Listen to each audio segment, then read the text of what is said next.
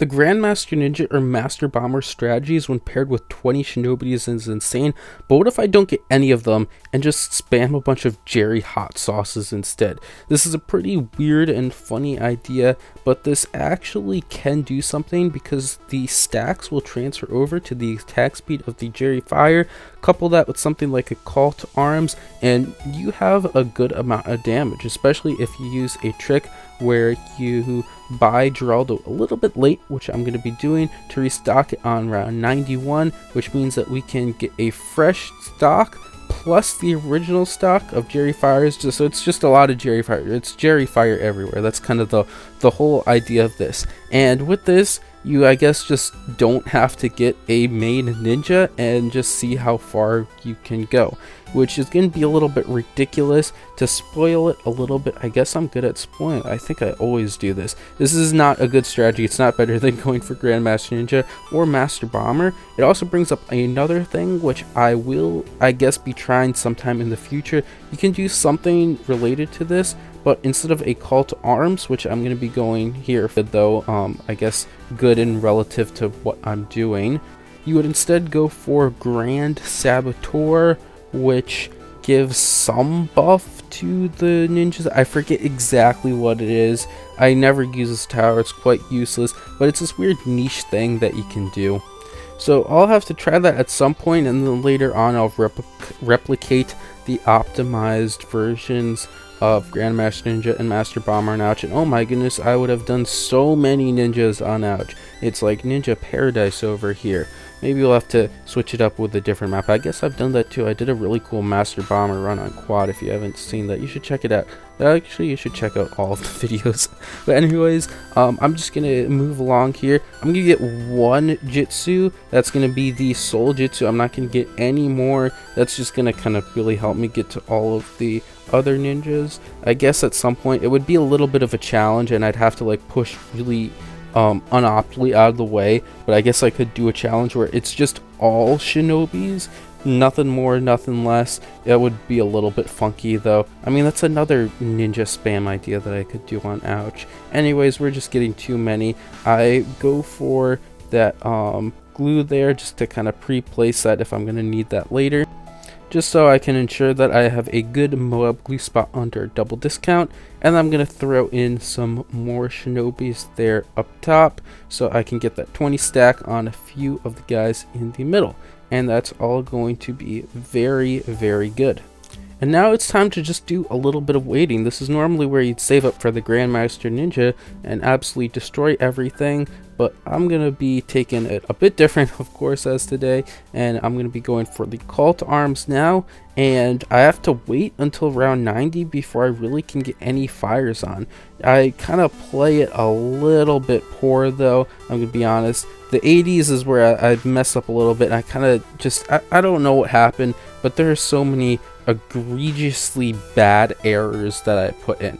I knew I was going to need some more stuff, maybe not so much compared to what I actually ended up was required to buying, but I use a blade trap here to take out round 80, which is very stupid because I'm going to have to get Moab Shove, Moab Glue, and a Glue Strike later on anyway, so I could have used those towers just to beat it without having to get. In fact, I get the Shove right there for round 82 just because I know I'm going to need that there, and also use this to stall out Call to Arms abilities, which is going to be super useful because I'm just relying on this clutch to bring me all the way to 91 to where I can finally start getting the Jerry Fires. And I end up having some issues. I think it was on like 87 or something a little bit later on, so I end up buying like Jerry Fire earlies, which is useless because they end up expiring, blah blah blah, when I could have gotten the Moab Glue and Glue Strike. Anyways, it's a little bit unoptimal. Maybe with optimally you could add like $2,000 more to the total,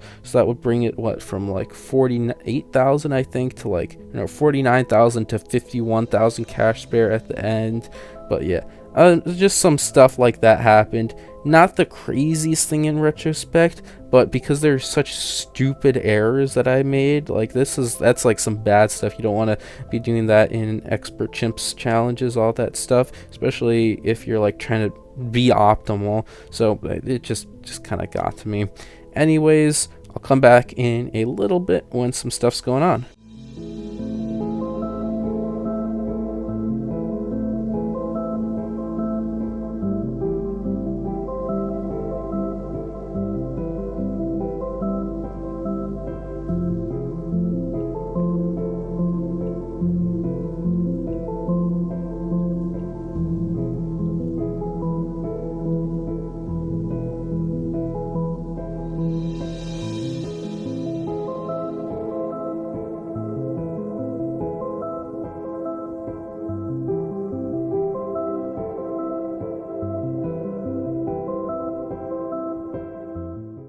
So it's time I can finally now place the Jerry Fires. I'm just going to throw them on all of the ninjas that have the highest stack, and then this will be able to beat round 90 and 91, and then on 92 I'm gonna get the restock so I can place 3 more Jerry Fires. Now I have a bunch of Jerry Fires. I'm gonna get some coming back to, but I don't actually have to buy more Jerry Fires, so I could get more Jerry Fires, but I have enough damage that I don't really need to do it. I should just be good with what I have, and I have a bunch of abilities. I take a really big risk, which is sometimes very stupid to do, and I'm like, I could beat 93 without those abilities. Luckily I was able to.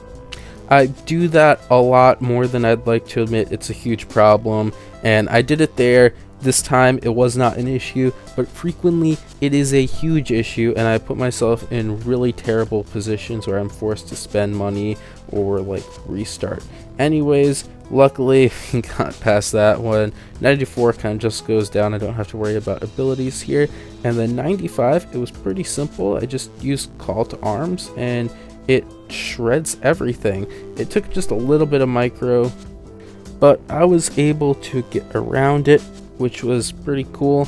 And then I just used a genie there to help me out, and then that would carry over to 96, so I would really have no issues with that either. And then for 98, I'm just gonna bring out the big guns, get a genie, and that's just gonna tear that up. So this end part of 96 ends up going down while stalling out this ZOMG, so I could get my abilities up on 97-ish, a little bit more if I need that. I end up using the creepy idols on this side so I can kind of play out 97 while keeping my abilities up, which is very important.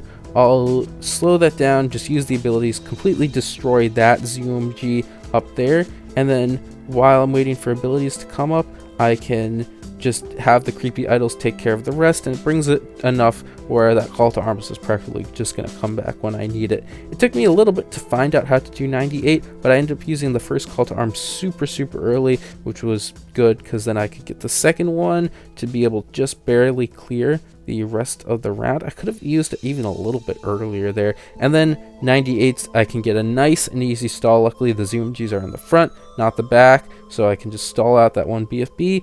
And then for 99, I can just grab a genie that up, no problem.